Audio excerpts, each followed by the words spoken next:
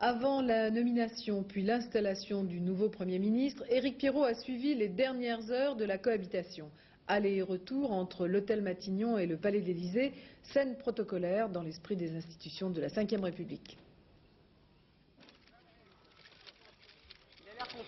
C'est à 19 h que Jacques Chirac a quitté l'hôtel Matignon, direction l'hôtel de ville. Michel Rocard lui fait amicalement un signe de la main pour lui dire au revoir. La passation de pouvoir est terminée. Mais en fait, Jacques Chirac n'était déjà plus Premier ministre depuis quelques heures. Il avait en effet remis sa démission au président de la République à 3h15 précises, avec un quart d'heure d'avance sur l'horaire prévu. Une cérémonie formelle, plutôt sobre, et surtout rapidement exécutée. Un quart d'heure en tout et pour tout, à l'issue duquel le Premier ministre est sorti comme à son habitude, sans faire le moindre commentaire.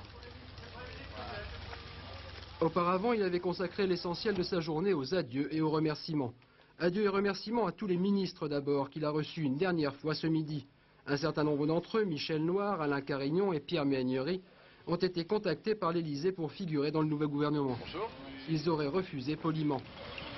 Après les ministres, Jacques Chirac a remercié les responsables du RPR et de l'UDF, qu'il a réunis à déjeuner une dernière fois, comme il avait l'habitude de le faire tous les mardis.